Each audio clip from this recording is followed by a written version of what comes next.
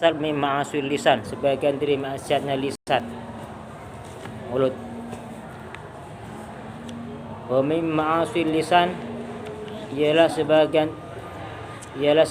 dari maksiatnya lisan, lidah ya. Al-ghibatu ialah ghibah. Ghibah. Wahia adapun ya ghibah, zikruka ialah menyebutmu atau membicarakanmu akhwaka tentang saudaramu al-muslim yang Islam,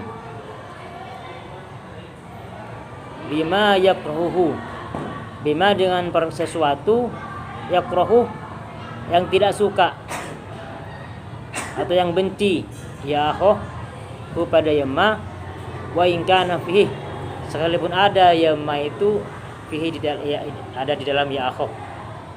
Jadi ghibah itu ya menyebut sesuatu yang ada pada saudara kita sama muslim, yang mana orang itu ketika mendengar apa yang disebut dia jadi marah, dan orang itu memang seperti itu dia keadaannya.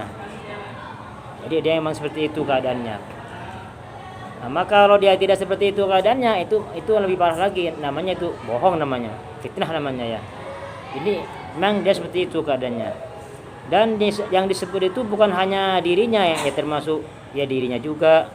Apa disebut tentang keturunannya misalnya, oh dia keturunannya orang jahat misalnya, dan memang orang jahat atasnya dia marah, nah itu namanya ghibah. Ketika dia mendengar dia marah, dia ghibah, itu namanya ghibah. Atau kenapa? Iya, memang sesuai fakta. Atau dia misalnya akhlaknya disebut, oh dia pelit misalnya, oh dia itu buruk akhlaknya. Atau agamanya disebut, dia yang malas tuh ya, kalau datang belakangan pulang duluan misalnya nih. Nah, dan ketika dia mendengar dengan perkataan seperti itu dia menjadi marah, itu namanya ghibah. Itu namanya ghibah. Atau misalnya hartanya, oh itu motornya yang motor jadul misalnya, atau handphonenya handphone jadul misalnya. Dia ketika mendengar hal itu dia marah. Nah, itu namanya ghibah. Jadi tidak harus kejelekan yang parah. Apa saja yang ada pada dia yang ketika disebut dia itu tersinggung, itu namanya sudah ghibah. Dan ini sangat gampang ghibah itu, sangat mudah. Ya, mudah ya. Karena lidah tidak bertulang katanya. Tetapi ada juga ghibah yang diperbolehkan. Ya, ada 6. Ada 6 ghibah diperbolehkan. Apa 6 perkara ini nyebut kejelekan orang itu diperbolehkan. Yang pertama, ya, ketika mengadukan kezaliman. Yang pertama ketika mengadukan kezaliman. Ya, kezaliman orang. Ada orang mau zalimin kita, lalu kita adukan kezaliman itu. Kan namanya menyebut kejelekannya kan? Nah, ini diperbolehkan. Mengadukan kezaliman, ya, kezaliman orang kepada kita. Kita dizalimin oleh seseorang, hanya ditipu. Lalu kita sebutkan, kita adukan kepada hakim bahwa si dia menipu saya. Sebutkan apa itu? Mengadukan untuk minta keadilan. Kalau nggak disebut nggak bisa diadili kan ya? Apa kezalimannya? Kan begitu. Itu yang pertama, menyebutkan atau minta mengadukan kezaliman orang kepada seorang hakim. Yang kedua minta pertolongan kepada orang, ya bisa kepada hakim atau siapa saja orang yang tokoh yang lebih punya kapasitas ya. Hanya kalau sini kepada abah. Minta pertolongan untuk mencegah kemungkaran.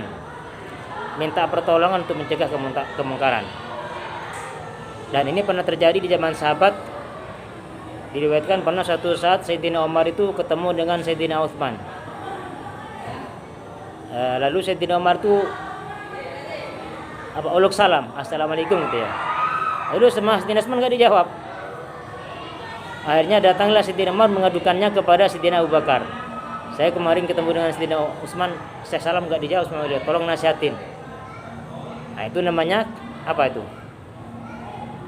Mengadukan apa? Apa tadi? Mengadukan itu maksudnya Minta pertolongan, ya. Biar dia itu dinasihatin. Lalu kita sebut kejelekannya. Nah, misalnya kalau di sini ke Abah lah, ada orang jahat atau apa saja lah, lo bilang Abah dia begini, biar dinasihatin. Nah, itu boleh. untuk mencari jalan yang benar. Iya, itu boleh itu. Itu kan sudah menyebut kejelekannya kan?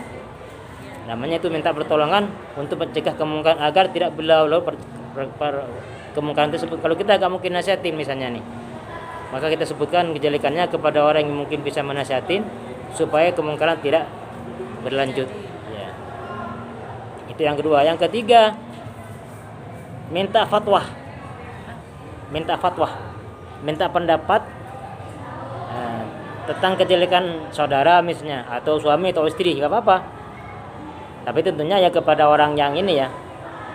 Misalnya ke Abah, saya bagaimana Abah? Itu suami saya pelit misalnya nih. Minta nasihat, minta fatwa, gimana baiknya. Nah, itu boleh. Sebutkan nggak apa-apa, supaya dicarikan jalan keluarnya. Gitu. Jadi yang ketiga, apa yang ketiga?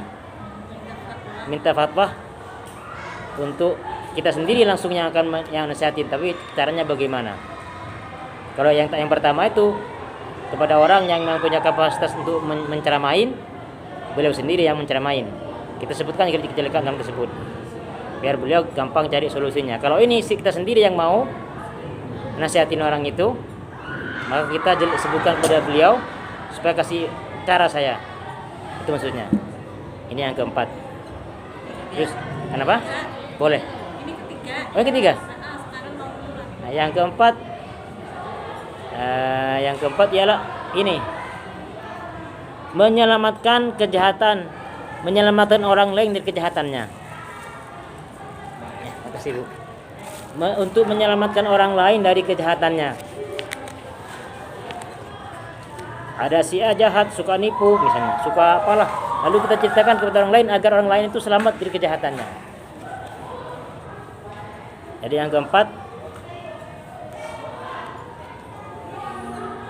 apa tadi? Menyelamatkan orang lain dari kejahatan. Ya, menyelamatkan orang lain dari kejahatannya. Jadi ada si A jahat, lalu kita ceritakan kepada si B agar si B itu selamat dari kejahatan si A. Tapi sekedar itu ya, jangan tambah-tambah ya. Sekedar itu, jangan tambah-tambah. Itu yang keempat. Terus yang kelima. Yang kelima ialah ada seorang yang biasa disebut dengan kejelekannya menjadi julukan dan dia tidak marah. Hah? Haraban. Apa namanya? Iya, tapi dia agak marah dan menjadi sesuatu biasa. Misalnya sisi mata satu misalnya nih, satunya memang buta misalnya, atau si pincang. Siapa? Ahmad si pincang. Tapi dia nggak marah dengan disebut itu. Sudah menjadi lumrah, kebiasaan. Dan dia pun dikenal dengan itu. Kan suka ada di sini tuh ada anak yang dulu saya kan ada anak tuh. Dia panggil Demong. Saya sendiri nggak ngerti siapa Demong tuh. Dan dia nggak marah dipanggil Demong. Ternyata dia Zaki namanya itu, orang itu. Ketika dipanggil Demong dia nggak marah. Dan itu sudah terkenal di sini. Kalau orang nyari Demong pasti dia. Tapi kalau sebutnya mana namanya kadang-kadang nggak ngerti orang. Berarti ini pengertiannya gimana? Sebutan kesayangan. Menyebutkan julukan, menyebut Paraban, kalau orang Jawa kata saya paraban. Ya itulah, enggak apa-apa ya. Menyebutkan seseorang, kejelekan seseorang yang mana kejelekan itu menjadi julukan sudah. Menjadi julukannya. Dan dia tidak marah dengan sebutan itu. Ya.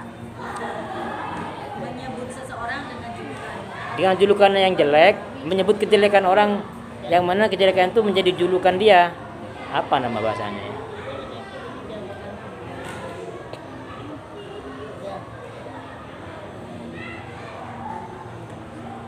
Kalau di pondok dulu ada namanya Ali. Ali itu maaf, kakinya pincang satu.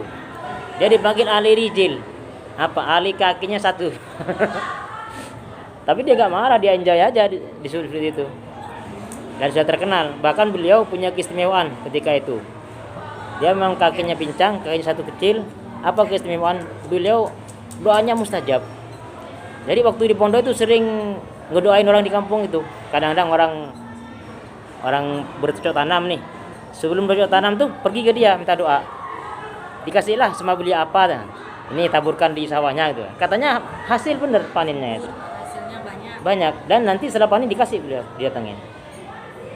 Apalah kadang-kadang orang minta doa misalnya mau hajatan agar enggak hujan gitu kan. Datang ke beliau. Orangnya pincang dia. Dan dia enggak marah disebut Rijil. Semua panggil Rijil. Ali Rijil. Nah, itu enggak apa-apa itu. Itu yang ke berapa? Yang kelima. Yang kelima kan. Yang keenam, yang terakhir yang keenam ialah yang keenam ini menyebutkan kejelekan orang fasik. Orang fasik yang biasa memamerkan kefasikannya dan dia sudah tidak sudah tidak marah. Misalnya orang pemabuk bahkan bangga disebut. Enggak apa-apa itu digibain itu. Misalnya ya kayak pemabuk atau preman atau maaf kalau perempuan ya misalnya yang kerjanya nggak baik lah kita sebut itu dan dia sudah nggak marah lagi dengan itu bahkan dia bangga kemungkinannya. Nah itu nggak apa-apa kita sebut dia kejelekannya. Misalnya ada.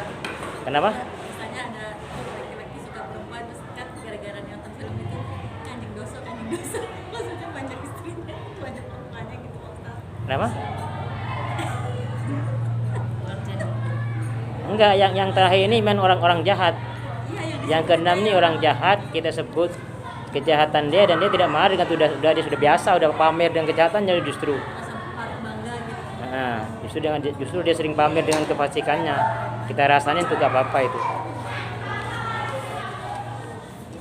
Boleh itu rasain itu. Dan ghibah ini sangat bahaya ya. Ghibah itu ada apa? Ada sebuah hadis dulu pernah saya baca itu. Nah, ghibah ini bisa menjadi dosa jariyah, Bu ya. Bisa jadi sehingga kenapa? Karena ketika orang ghibah seseorang, misalnya si A dighibahin begini jahat misalnya. Lalu orang yang lain tuh mempercayai kejahatannya misalnya nih. Lalu dia dalam mindsetnya tetap menganggap si dia jahat. Nanti dikatakan lagi pada orang lain misalnya nih, oh si dia jahat. Ya, mengalir itu. Nanti sampai ya, makasih Bu. Sampai mati dan meninggal dapat transparan terus itu. Transparan dosa.